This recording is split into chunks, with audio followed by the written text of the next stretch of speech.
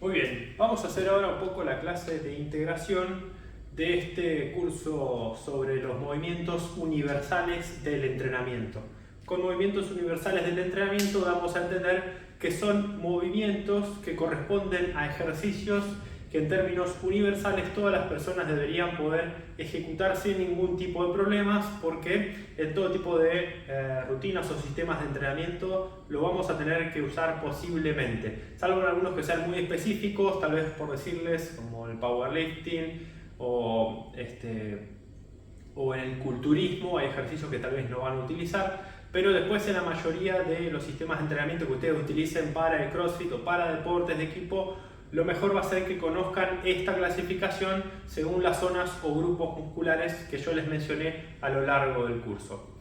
Vamos a repasar un poquito sobre qué actúan. Tenemos los ejercicios que actúan sobre el tren superior en sentido de la tracción y el empuje. En sentido de la tracción, podemos traccionar desde abajo, podemos traccionar desde adelante o podemos traccionar desde arriba, o sea, los remos al mentón, los remos horizontales, y los pull-ups y los chin-ups van a corresponder al grupo de la tracción del tren superior. En el caso del empuje del tren superior, podemos empujar hacia adelante como en el press plano o en los push-ups, podemos empujar hacia arriba como en el press militar o en los jerks, y podemos empujar hacia abajo como en el caso de los fondos.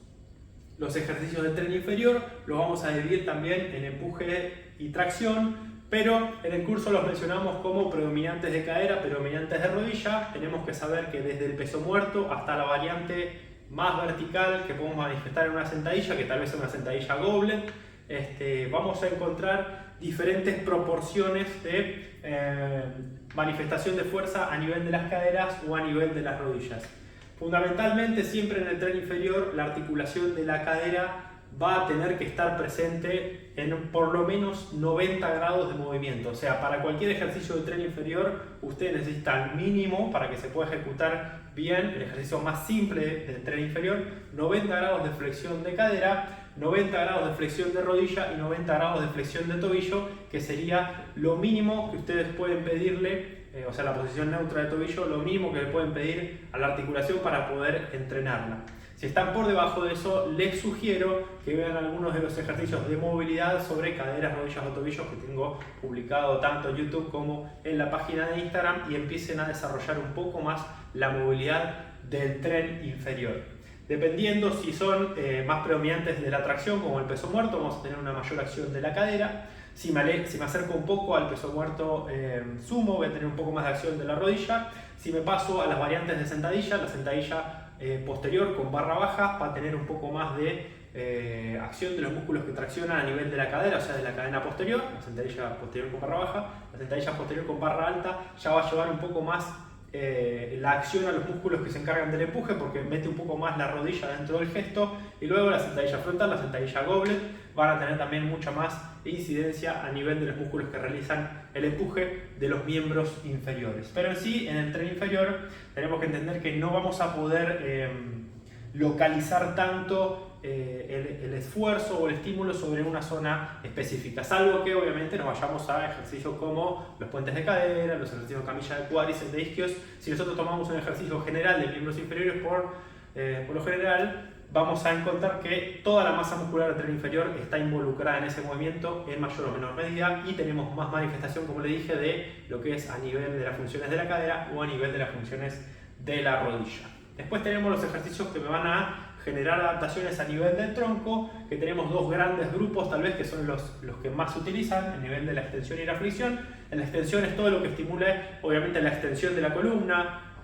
las extensiones espinales, las extensiones en el GHD, los ejercicios de levantamiento olímpico, las sentadillas, son todos ejercicios que activan muchísimo lo que es la extensión de la columna. Y a nivel de la flexión del tronco de la columna vamos a tener todo lo que está relacionado con las flexiones abdominales, ¿sí? Los ejercicios de gimnasia, los toes to bar, los V-ups, los sit-ups y muchos otros ejercicios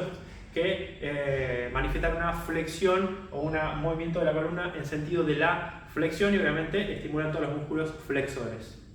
Y después vamos a tener un tercer grupo a nivel del tronco, que que no lo separé porque me pareció que ya no era útil a nivel funcional, que es lo que me trabaja la inclinación y las rotaciones, que en estos mayormente vamos a tener como ejercicios que me trabajan en tendencia a sostener un control para evitar la inclinación, sostener un control para evitar la rotación de la columna, o que sí me estimulan movimientos de inclinación y de rotación, como los trabajos con kettlebells, con mancuernas o con sandbags, pero que van a ser por lo general ejercicios que no manejan grandes cargas, porque a la columna no le gusta que la sometan a grandes cargas cuando se encuentra en flexión, en inclinación o en rotación. Así que mayormente nosotros vamos a entrenar a la columna en estos dos sentidos del movimiento. Y por último tenemos el grupo de los ejercicios unilaterales, donde vamos a tener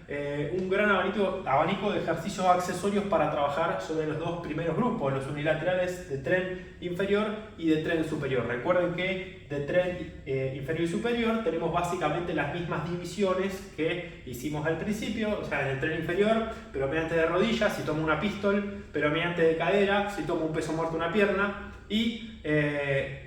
las estocadas hacia adelante, hacia atrás, los laterales, y las subidas al banco, que van a ser un intermedio de predominancia entre rodilla y cadera. Pero mayormente, como les dije, vamos a tener todos los grupos musculares del miembro inferior involucrados. Simplemente va a cambiar la predominancia de grupo muscular o de articulación que estamos involucrando dentro del ejercicio.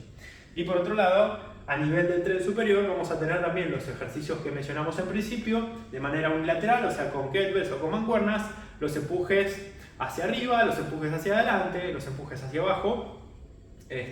o las tracciones desde arriba, como puede ser una dorsalera o un brazo, por ejemplo, las tracciones desde adelante y las tracciones desde abajo. Entonces, básicamente estos van a ser las divisiones de ejercicios por zonas o grupos musculares o predominancia de movimiento, patrón de movimiento que tenemos que conocer para después poder armar una planificación en la que nosotros decidamos de manera equitativa cuál es la parte del cuerpo que queremos trabajar. En una persona que tiene simplemente un objetivo de mejorar su fitness a nivel general, y vamos si no a darles predominancia de función o de acción a ciertos grupos musculares o patrones de movimiento en la necesidad de la persona de desarrollar una actividad específica o una disciplina con una técnica específica.